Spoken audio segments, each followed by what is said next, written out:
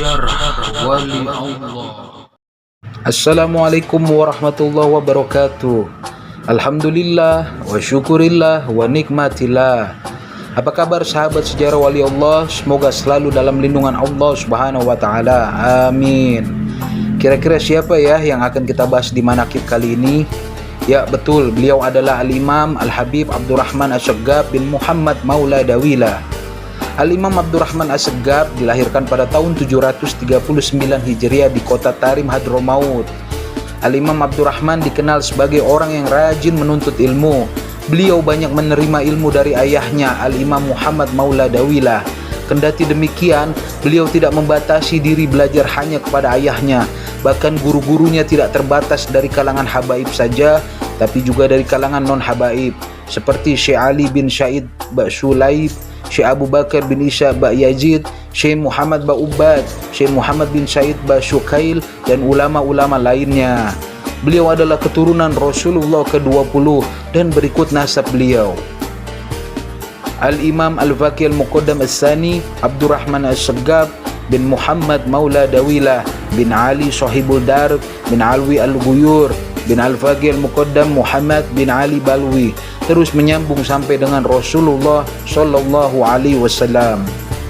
Karena semangat yang tinggi dalam menuntut ilmu dan mengamalkannya, kelak menjadikan Al-Faqih Abdurrahman Segaf sebagai syekh yang berilmu dan soleh, sehingga menjadikan rujukan para habaib di zamannya pada saat itu.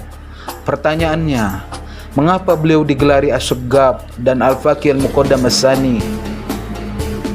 Sebelum lanjut, yuk bantu Al-Fakir untuk mengembangkan channel ini dengan cara like, subscribe, dan nyalakan tombol notifnya ya. Terima kasih. Julukan As-Segaf diambil dari kata as-saqfu yang berarti atap atau langit. Nama ini disandang beliau karena keunggulan ilmu dan derajatnya. Beliau bak atapnya para aulia dan penaung para solihin di zamannya. Selain gelar As-Segaf, gelar lainnya yang disematkan kepada Al-Imam Abdurrahman adalah Muqaddam As-Sani. Hal ini karena ketika itu kedudukan beliau di kalangan para habaib Hadramaut bagaikan kedudukan kakeknya, Al-Faqih Al-Muqaddam Muhammad bin Ali Ba'alawi. Bila kakeknya mendapatkan gelar Al-Faqih Al-Muqaddam pertama, maka Imam Abdurrahman adalah Muqaddam kedua, yaitu As-Sani.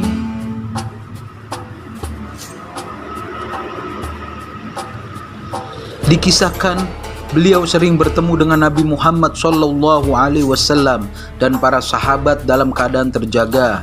Bahkan istri beliau berkata, "Aku hafal mana suara Sayyidina Abu Bakar, Umar, Utsman, dan Sayyidina Ali."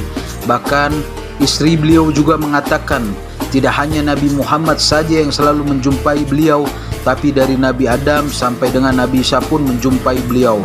Masya Allah.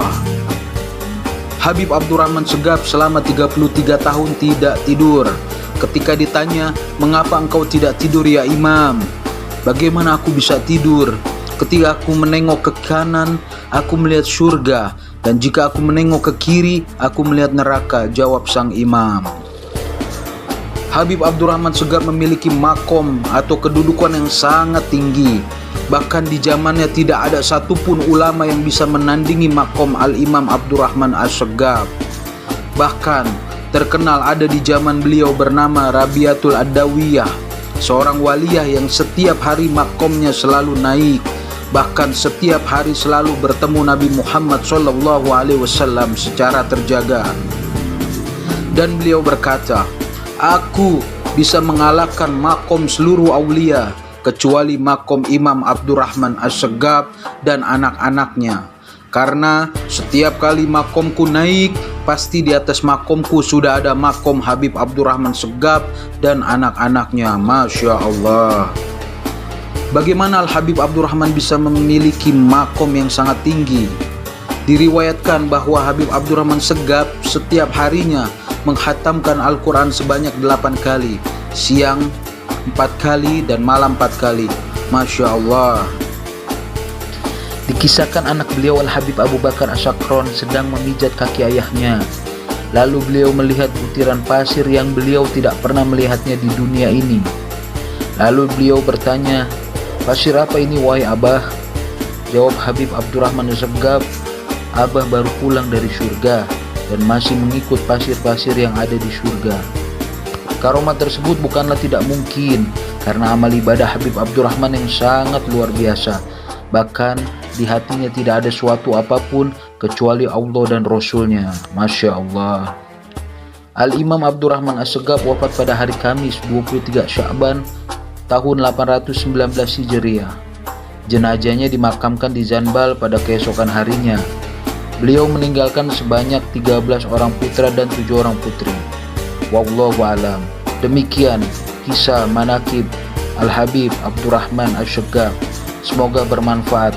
Assalamualaikum warahmatullahi wabarakatuh.